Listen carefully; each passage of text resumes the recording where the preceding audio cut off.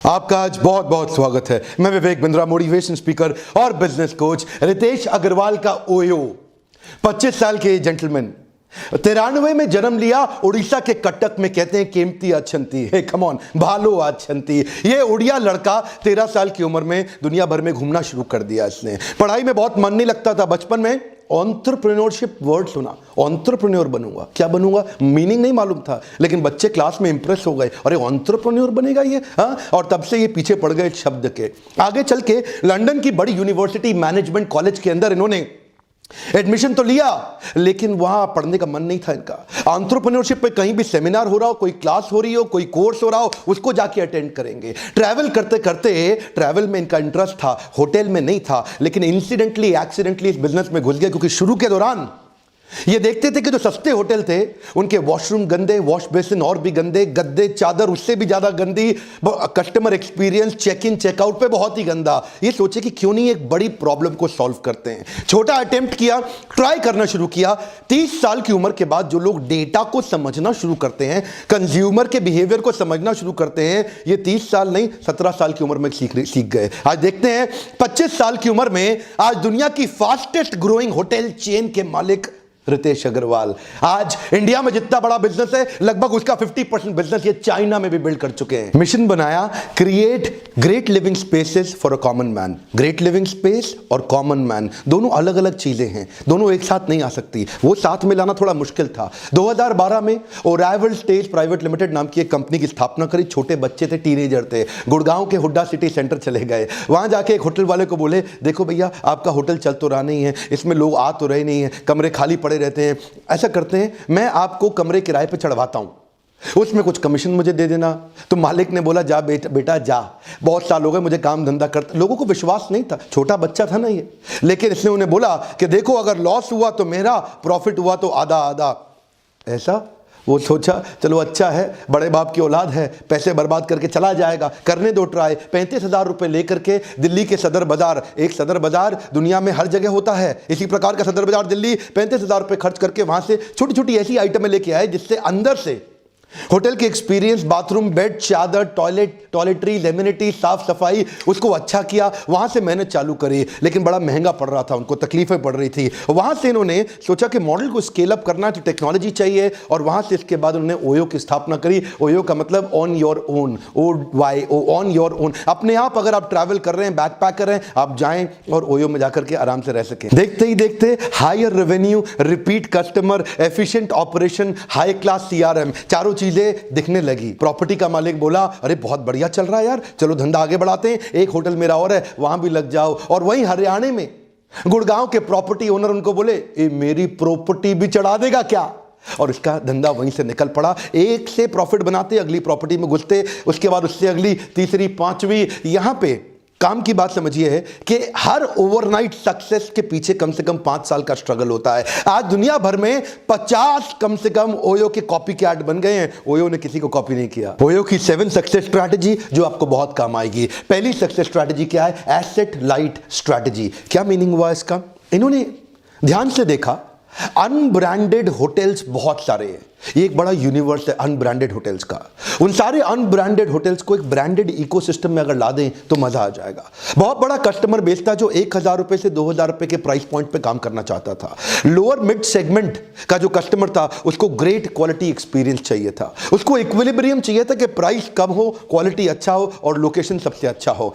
तो ये लोकेशन पे बड़ा फोकस करते थे। ये सोचते थे किसी मॉल के पास हो होटल, कि रेलवे स्टेशन के पास हो, एयरपोर्ट के पास हो, किसी कॉर्पोरेट हब जहां पे बहुत एम्प्लॉयबिलिटी है उसके पास हो, ताकि होटल तुरंत पिकअप कर जाए। और उसके बाद इन्होंने धीरे धीरे ये समझना शुरू किया कि दुनिया की जितनी बड़ी होटल चेन्स हैं, ये सबका फोकस है उन होटल्स पे जहां 100 से ज्यादा कमरे हों, और 90% से ज्यादा होटल ऐसे हैं जिनके पास 100 से कम कमरे हैं। 10% होटल ऐसे हैं जिनके पास 100 से ज्यादा कमरे हैं। वो 90% होटल्स पे कोई ध्यान नहीं दे रहा था। इस बात को जरा पकड़िएगा मेरी।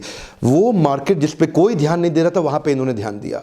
उन होटल्स पे जो अकेले पड़े हुए थे, जिनका कोई नहीं है, उनका ओयो है, इस तरह उनको आके साथ दिया। एक ऐसी प्रॉपर्टी, एक ऐसा एसेट जो वेकेंट पड़ा है, वेस्ट पड़ा है। ये सोचे यार, प्रॉपर्टियां बनी हुई है पहले, एक 4 स्टार होटल बनाने में 60 करोड़ लग जाता है, एक 5 स्टार होटल बनाने में 125 से 150 करोड़ लग जाता है, और उसके बाद प्रॉफिट निकालना मुश्किल हो जाता है, उसमें आरओआई आता नहीं है। ये सोचे मैं होटल बनाऊंगा नहीं, बने हुए होटल के साथ पार्टनरशिप करूंगा, और खासतौर से उन पे काम करूंगा जो 100 से कम कमरों वाले छोटे होटल्स हैं, क्योंकि उन पे कोई ध्यान नहीं दे रहा, और वहां से 1000-2000 रुपए प्राइस पॉइंट वाले कस्टमर को delightful great consumer experience create करके दूंगा। इसे एक्चुअली एग्रीगेटर बिजनेस मॉडल कहते हैं, जहां पे मैं अपने ब्रांड का नाम आपको दे दूं और आपका होटल तुरंत चल पड़े। क्यों? क्योंकि वहां पे यूनिफॉर्म क्वालिटी, प्राइस और वो स्टैंडर्डाइजेशन का सपोर्ट आपको लाके दूंगा, आपके स्टाफ को ट्रेन करूंगा, और इससे आपके होटल का नाम चल जाएगा। और इससे आता है मेरा second point, end to end responsibility for customer experience. ये क्या कहते हैं? एंड टू एंड मतलब शुरू से आखिरी तक सारी जिम्मेदारी कस्टमर को खुश करने की मेरी है। आप होटल के मालिक हैं, आपको टेंशन नहीं लेना, अब मैं करूंगा। अच्छा, तुम कैसे करोगे यार?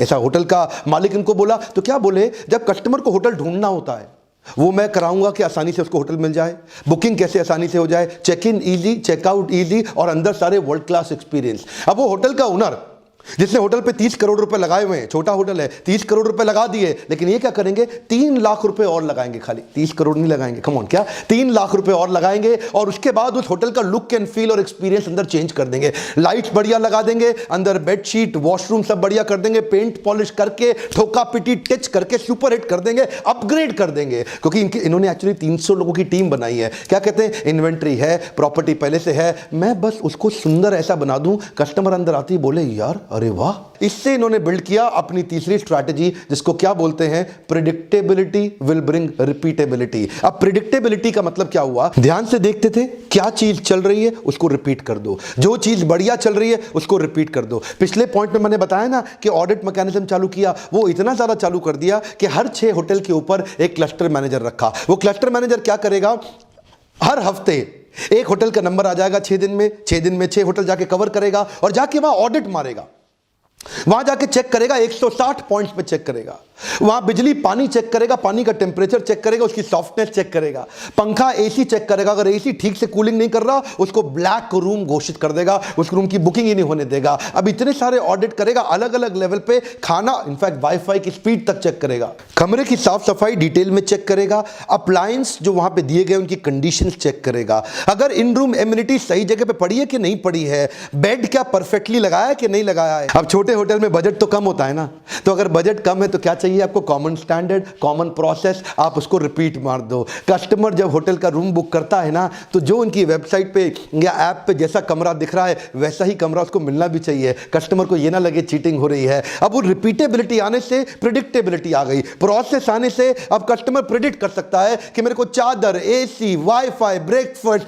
साफ सफाई, वॉशरूम ओयो में हमेशा बढ़िया मिलेगा। प्रिडिक्टेबिलिटी से आ जाती है और रिपीटेबिलिटी, रिपीट कस्टमर वापस आता है। तो इन्होंने क्या किया, अफोर्डेबल बना दिया, प्रिडिक्टेबल बना दिया, और हर जगह अवेलेबल बना दिया। अब चाहिए था इनको स्पीड और स्केल, तो उसके लिए इन्होंने बिल्ड करी टेक्नोलॉजी। चौथा point, technology for speed and scale. ये जानते थे अगर मुझे तेज चलना है और बड़ा करना है तो टेक्नोलॉजी बड़ी इंपॉर्टेंट है। 8 साल की उम्र से इन्होंने कोडिंग शुरू कर दी थी, टेक्नोलॉजी के मामले में बहुत तेज थे। ये जानते थे, इन्होंने मोबाइल ऐप भी ऐसा बनाया कि 3 क्लिक 5 सेकंड कमरा बुक। क्या? हाँ, सुनिएगा ध्यान से, 3 क्लिक के अंदर 5 सेकंड में उसको फनल को इतना छोटा कर दिया, इतना आसान कर दिया उसका रूम बुकिंग कस्टमर के लिए। कस्टमर के पास टाइम नहीं है, उसके पास अटेंशन स्पैन की बहुत कमी है। तो टेक्नोलॉजी लाने से ये कस्टमर के एक्सपीरियंस को, आपके ऑपरेशनल कैपेबिलिटी को, अपनी एफिशिएंसी को पूरा कंट्रोल में ले आते हैं। इसके लिए इन्होंने डेडिकेटेड डेटा साइंस की टीम बनाई। ये बड़ा क्रिटिकल था, डेटा साइंस की टीम बनाना। ये डेटा साइंस की टीम, और ये क्या कहते हैं, 2020 तक मैं 2020 technical professional IITian top class engineer ले आऊंगा। ऑलरेडी टीम बड़ी कर रहे हैं, पर 2020 तक 2020 लोग ले आऊंगा, जिससे मैं इनोवेशन पे लगातार पैसा डालता रहूंगा। इन्होंने बड़ा डिपार्टमेंट और बड़ा फंड इनोवेशन पर डाल दिया है। इनके कई इनोवेशन और R&D सफल नहीं होते हैं, लेकिन फिर भी कहते हैं ट्राई मारते रहो, ट्राई मारते रहो, कस्टमर के एक्सपीरियंस लो, ट्राई मारो। टेक्नोलॉजी से ही मेरी बड़ी स्पीड और बड़ा स्केल आएगा, जिससे मैं बाकी सारे कंपटीशन को बर्बाद करूंगा। ये टेक्नोलॉजी का, इंटरनेट ऑफ थिंग्स का, मशीन लर्निंग का, आर्टिफिशियल इंटेलिजेंस का, इसका फायदा समझिए। इन्होंने जो proprietary tool of mobile app build किया ना इन्वेंट्री मैनेजमेंट के लिए, उसका फायदा क्या है, इनकी अपनी टीम है हर जगह एक मैनेजर होता है इनका, हर देश में जहां जहां इनका ओयो चल रहा है वो एक अपना क्रिप्टॉन मोबाइल ऐप यूज करता है जो इनका इंटरनल ऐप है। उस ऐप की मदद से ये वहां के हर होटल की प्रॉपर्टी का रेट ऑफ रिटर्न कैसा आएगा, उसका यील्ड कैसा आएगा, कितना कमाऊंगा, कितनी इन्वेंट्री उसमें चढ़ रही है, कितनी उसमें बुकिंग, उससे क्या होगा ये उसके प्राइस पॉइंट को डिसाइड कर पाते हैं कि ये कमरा मुझे कितने रुपए में चढ़ाना है। थोड़ा मैं इसको साधारण भाषा में समझाता हूं। मान लो अगर इनके 10,000 होटल है तो हर होटल पे एक मैनेजर प्राइस पॉइंट के लिए लगाना पड़ेगा, तो मतलब 10,000 मैनेजर चाहिए।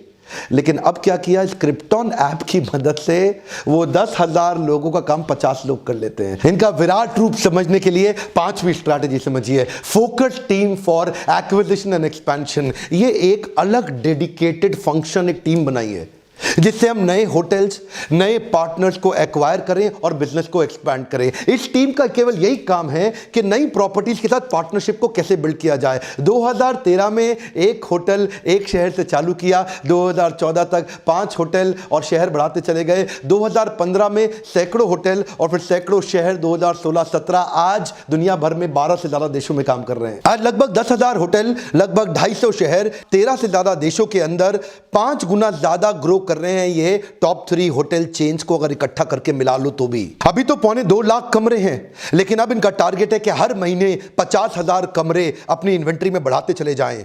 और ये कहते हैं 2023 तक इस रेट से हमारे पास 25 लाख कमरे हो जाएंगे, जो दुनिया की सबसे बड़ी होटल चेन से 2 गुना ज्यादा बड़ा होगा। आज हमारे देश की जो टॉप 10 होटल चेन्स हैं उनमें पहले नंबर पे तो ओयो है ही, लेकिन जो बाकी बची 9 है ना, जिसमें ताज है, ओबरॉय है, एचजी है, कार्लसन है, लेमन ट्री है, कई तरह की चेन्स, ये सारी चेन्स को इकट्ठा जोड़ दो।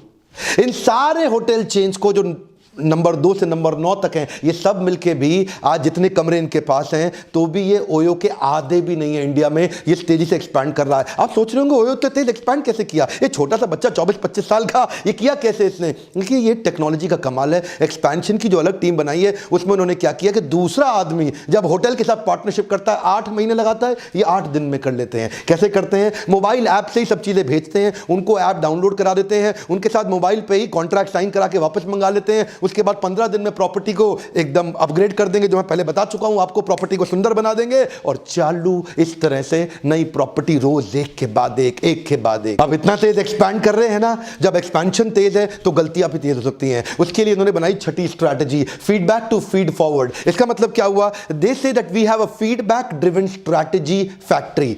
जो भी कुछ करेंगे, जो भी कुछ नया लेकर के आएंगे, वो कस्टमर से लेकर के आएंगे। पहले आप किसी छोटे होटल में जाते थे ना, आपको कोई तकलीफ होती थी, आपकी कोई सुनवाई नहीं थी, कोई आपको नहीं सुनता था। वो होटल वाला आपसे बदतमीजी करता है, ढंग से सर्विस नहीं देता, गंदा रूम देता है, आपकी कोई नहीं सुनता था, आप कुड़ते रहते थे। लेकिन आज ओयो है, आपकी सुनने के लिए खड़ा है। आप मैनेजर को तुरंत फोन कर सकते हैं, इमीडिएट एक्शन होगा, वो होटल डीलिस्ट भी किया जा सकता है अगर वो ढंग से बिहेव ना करे। ये फायदा हुआ ओयो का, जिसके कारण आज कस्टमर कंप्लेंट रजिस्टर करा सकता है। अब ये सारी टेक्नोलॉजी को चलाने के लिए ह्यूमन एलिमेंट मिस नहीं होना चाहिए, क्योंकि ह्यूमन ही तो टेक्नोलॉजी चलाएगा।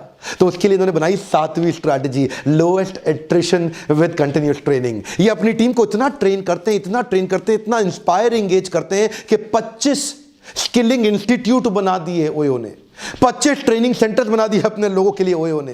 कंटिन्यूअस इतनी ट्रेनिंग देते हैं कि इनके जो 11 सीएक्सओ मतलब जो टॉप मैनेजमेंट के लोग हैं, वो जब से ज्वाइन किए उन 11 में से एक भी आदमी इनको छोड़ के नहीं गया कभी भी।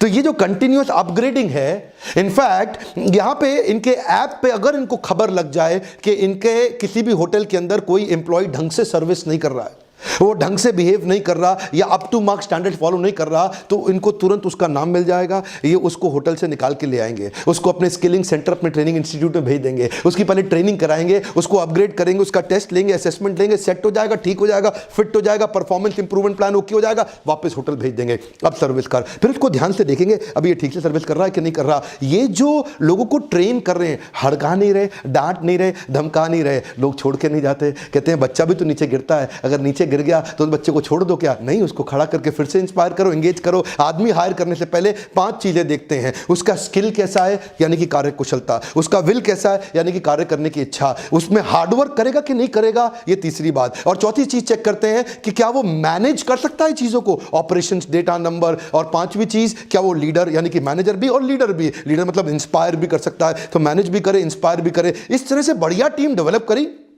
सुपरस्टार टीम बनाई और टीम बना के उनको छोड़ के नहीं जाएगी। अब इससे फायदा क्या हुआ, आज यही ओयो एयरबीएनबी को उखाड़ रहा है। एयरबीएनबी का मॉडल ओयो के सामने कमजोर पड़ गया। एयरबीएनबी इंडिया आके ओयो के सामने नहीं टिक सकता। एक्चुअली उसका कारण है, एयरबीएनबी आपको अपार्टमेंट में किसी के पर्सनल घर में ठहरवाता है, लेकिन ओयो होटल में ठहरवाता है। एयरबीएनबी में जो घर का मालिक है वो लास्ट डे पे कैंसिल कर दे आपकी बुकिंग, कौन पूछेगा आपको, लेकिन होटल के अंदर बुकिंग आपकी कैंसिल नहीं हो सकती है। एयरबीएनबी में हो सकता है कि जो दिखाया है फोटो में असली में घर उतना सुंदर ना हो, लेकिन ओयो में ओयो जान लगा देता है कि मैं कंज्यूमर एक्सपीरियंस बढ़िया दूंगा, जैसा है वैसा ही दिखाऊंगा। एयरबीएनबी कई बार ना फुल बैकग्राउंड चेक नहीं कर पाता, इसीलिए आप देखते हैं कि एयरबीएनबी में सिक्योरिटी के इशू आते हैं। ओयो में पूरा बैकग्राउंड वेरिफिकेशन हो चुका है। होटल है ये, घर मकान नहीं है किसी का। इसीलिए जब मैन पावर की इतनी ट्रेनिंग, टेक्नोलॉजी इतनी बढ़िया, ये सस्ते में भी मैन पावर ले पाते हैं। ये अपने लोगों को 20% कम तनख्वाह में भी ले जाते हैं और लोग उनके साथ रुके रहते हैं। ये जो 7वीं स्ट्रैटेजी मैंने आपको बताई ना ग्रोथ की, lowest attrition with continuous training, इसने इनको बड़ा फायदा दिया कि आज एयरबीएनबी मिल से टक्कर नहीं ले पा रहा। ट्रेनिंग का बहुत फायदा है सर, बहुत फायदा है। अपने ऊपर इन्वेस्ट करना चाहिए। यही आपका छोटा सा दिमाग जो आपको सब कुछ कमा के देगा, आप इस पे समय नहीं लगा रहे, इस पे पैसा नहीं लगा रहे। और मैं यही कल्चर इस देश में बिल्ड करना चाहता हूं। अमेरिका के अंदर हर एम्प्लॉय, हर बिजनेसमैन साल में 100 घंटे की ट्रेनिंग देता है और हमारे देश में साल में कोई 2 घंटे की ट्रेनिंग भी नहीं लेना चाहता। आपसे रिक्वेस्ट कर रहा हूं, अपने ऊपर कर रहे हो इन्वेस्ट, किसी पे नहीं कर रहे। ये जो लोग जीप पे इन्वेस्ट करते हैं, अपने पेट के ऊपर इन्वेस्ट करते हैं, अपनी जनेंद्रियों पे इन्वेस्ट करते हैं, अपने बाहरी शरीर पे इन्वेस्ट करते हैं, इस पे नहीं करते। मैं आपसे रिक्वेस्ट करूं, लाइक करना कभी मत भूलिए। वीडियो देखने से पहले लाइक करिए, सब्सक्राइब करके बेल आइकॉन नहीं दिया, अगली पावरफुल केस स्टडी नहीं मिलेगी। कॉम्पिटिटर ग्रो कर जाएगा, आप नहीं कर पाएंगे। कमेंट बॉक्स में किसी भी ब्रांड का नाम लिखिए, मैं उस पर केस स्टडी बनाऊंगा आपके लिए। और ये वीडियो अगर शेयर करेंगे तो भारत देश का भला होगा। ओयो जैसे और एंटरप्रेन्योर चाहिए हमारे को भारत में, इस देश को विकास करने के लिए, मेरे साथ जुड़े रहने के लिए, हर बार वापस आके दुनिया के नंबर 1 एंटरप्रेन्योरशिप यूट्यूब चैनल को देखने के लिए आप सबका मुस्कुरा के, डबल मुस्कुरा के धन्यवाद।